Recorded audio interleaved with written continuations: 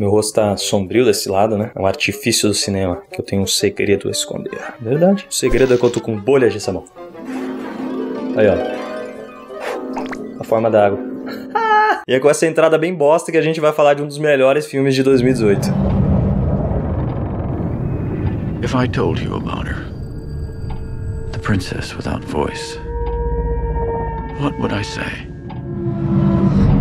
Shasukarai! A Forma da Água, novo filme de Guillermo del Toro que estreia no Brasil no dia 2 de fevereiro, mas já tá circulando aí pelos festivais de cinema mundo afora desde 2017. E baseado no que a galera tá falando e no que eu vi realmente, tem tudo pra ser um dos grandes vencedores do Oscar. Guillermo del Toro já afirmou que um dos seus filmes favoritos é O Monstro da Lagoa Negra, aquele filme clássico do universo de monstros da Universal, e ele sempre sonhou em fazer uma releitura, quase como uma fábula num mundo moderno que contasse essa mesma história, mas de uma forma em que a mocinha acabasse ficando com o monstro. Essa história de monstro conseguir conquistar o afeto da mocinha não é coisa nova no cinema, a gente já viu isso até mesmo no universo clássico dos monstros da Universal, com Frankenstein, com a noiva do Frankenstein, então é um conceito que já existe, mas que o Guillermo del Toro conseguiu abordar de maneira magnífica, porque tudo nesse filme parece ter sido feito de maneira magnífica. Ele realmente começa como uma fábula, tem um narrador contando a história, te dando um contexto de como você vai se preparar para assistir esse filme, do que esse filme vai apresentar para você, mas logo esse narrador some e a gente conhece a nossa protagonista Elisa, interpretada pela Sally Hawkins. Que puta merda, que mulher sensacional, cara.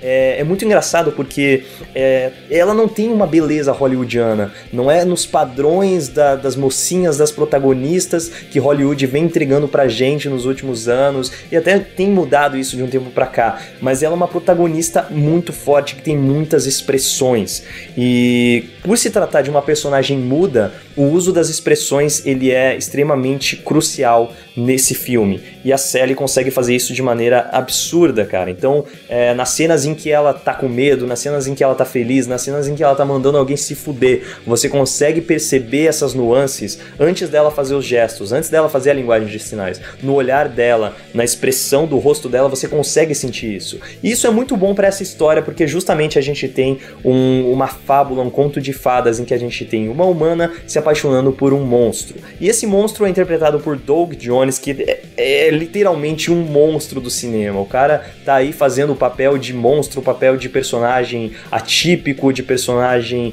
diferente, desde o próprio Labirinto do Fauno, que consagrou também o Guillermo del Toro, Hellboy, ele tá no novo Star Trek também, na nova série do Star Trek. Então o Doug Jones, ele tem essa capacidade de se transformar em outro ser, e apesar das expressões do monstro, as expressões ali desse novo ser serem criadas pelo mecanismo que mostra as expressões dele, a gente consegue ver o movimento do Doug Jones. Tem horas, tem uma cena em que ele ataca outro animal e que você consegue sentir que é um ser primitivo, você sente uma movimentação de um ser selvagem ali. Então, méritos ali, claro, pra direção, mas muito pra atuação, pra esse trabalho do Doug Jones e, claro, pra maquiagem. Cara, é muita sacanagem você falar desse filme, porque eu não consegui achar nenhum aspecto negativo. Pra mim, ele é um filme completamente amarrado, que ele conseguiu alcançar um status muito alto, muito superior em tudo que ele se propôs.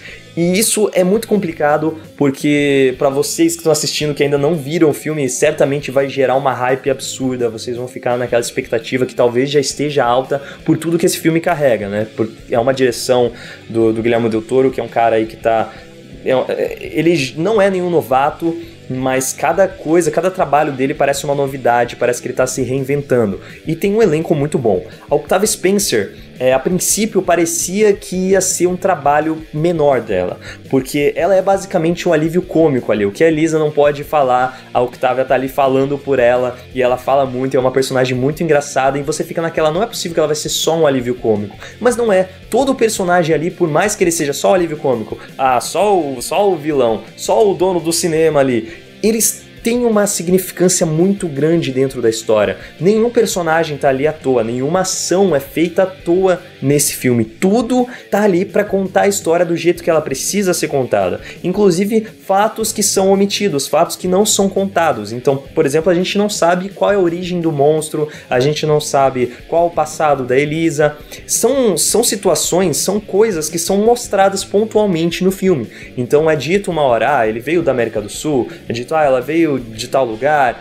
E todas essas falas te dão um contexto que você entende o passado do personagem, você entende como ele tá nesse momento agora, e você entende que aquilo não é tão importante pra história prosseguir, pra história fluir. Mas mesmo assim, esses fatos que vão sendo pontualmente colocados ali vão enriquecendo a trama. Tem o dono do cinema, que é o proprietário do apartamento da Elisa, né? Ela divide basicamente um apartamento com Giles, que é um pintor fracassado que tá tentando conseguir uma nova chance no mercado, e eles têm uma relação quase de pai e filha ali, né? Eles são inquilinos do dono do cinema, que é embaixo do apartamento deles. E esse dono do cinema, ele aparece 2 ou 3 vezes no filme, ele tem uma fala cada vez que ele aparece, mas você consegue entender tudo o que tá acontecendo com ele. Isso é um mérito muito grande do roteiro do filme, porque ele é conciso e todos os pontos que são colocados vão te ajudando a entender o que está acontecendo em volta da trama principal. A trama principal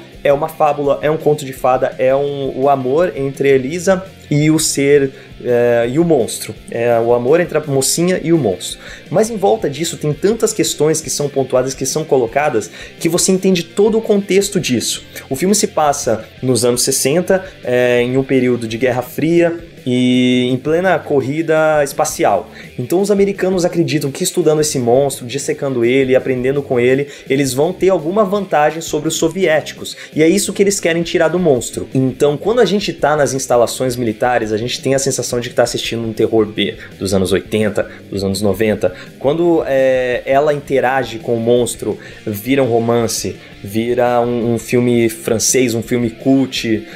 Do mesmo jeito que tem uma cena em preto e branco no filme, tem quase uma cena de musical. Tudo isso é colocado de maneira tão sutil, ao mesmo tempo em que é absurdo. Ela tá escancarada na sua cara, você consegue sentir, nossa, agora aqui virou um musical, agora aqui virou isso, mas faz sentido no modo como a história é contada, no modo como a direção é trabalhada. Eu acho que esse é o ápice do Guillermo del Toro, cara. É um filme muito bem executado em tudo que ele se propõe. Talvez a trilha sonora seja o ponto mais fraco do filme, e mesmo assim, ela é bem legal. Tipo, ela tem uns tons minimalistas, lembra muito a trilha sonora de Amélie Poulain, mas não é igual, mas também não é tão diferente, sabe?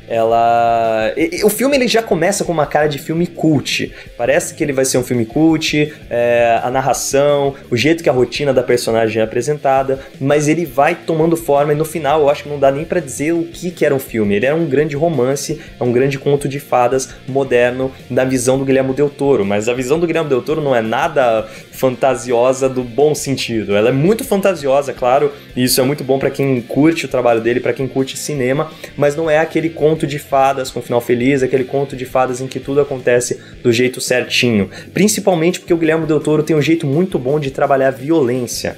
Eu gosto muito de uma cena que tem no Labirinto do Fauno, bem no começo do filme, em que um soldado mata um camponês com uma garrafa. Simplesmente vai espancando o rosto dele, vai deformando o rosto dele, quebrando a garrafa, vai jorrando sangue. É uma coisa que permeia, que quase chega a ser gore, mas não vai pro lado do gore, ele não vai para aquele lado extremo violento, mas é uma violência bem gráfica, e o Del Toro trabalha a violência muito bem, e esse filme tem alguns momentos que se comparam com essa cena do espancamento da garrafa, em que você fica aflito, em que você percebe que aquela violência é exagerada, mas que ela é necessária naquele momento, principalmente porque o jeito que o Del Toro trabalha a violência, por mais que seja visceral, por mais que seja cru, por mais que seja forte, é um jeito muito real, e esse é um dos grandes méritos dele, principalmente nesse filme. Eu já falei da atuação da protagonista, do Doug Jones, da Octavia Spencer, mas faltou falar também do vilão do filme, que é ninguém menos que Michael Shannon, porque esse cara nasceu pra ser vilão,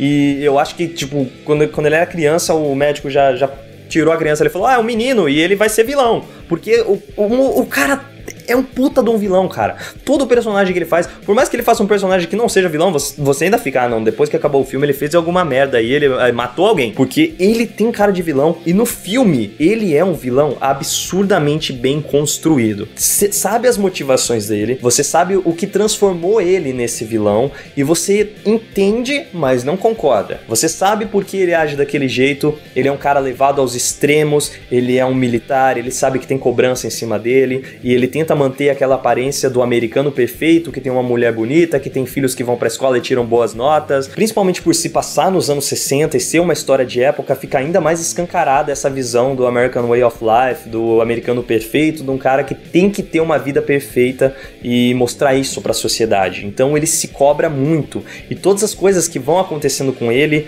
e que acabam influenciando na vida dos outros personagens, você entende exatamente por que tá acontecendo daquela maneira. E é difícil falar desse filme sem entregar o plot principal e sem entregar tudo que vai acontecendo, porque também é muito simples o que acontece. É o que eu já falei no começo ali. O filme trata sobre uma história de amor, só que é uma história de amor na visão do Guillermo del Toro, que tem uma visão deturpada de tudo que acontece.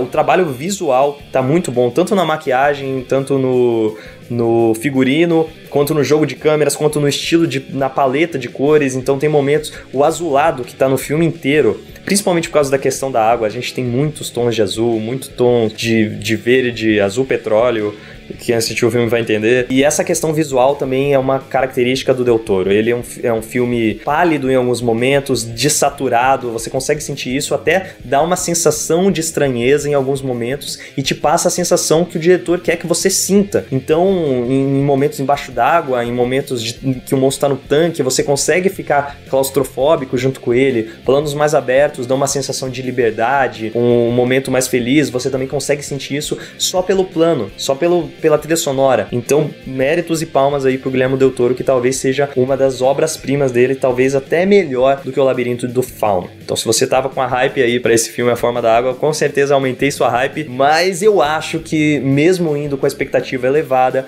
esse é um filme que vai conseguir alcançar a expectativa de todo mundo que tá esperando por um grande filme, porque é o que ele realmente é. What did you say to me?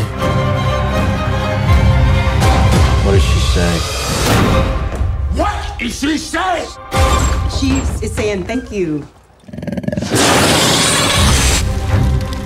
Não se esqueçam de assistir o filme, de se inscrever no nosso canal, curtir a página do Legião do Facebook e acompanhar as nossas redes sociais também. É isso, legionários, e que a força esteja com vocês. Falei pra caralho! Principalmente por Principalmente por se passar nos anos 60 e ser uma história de época.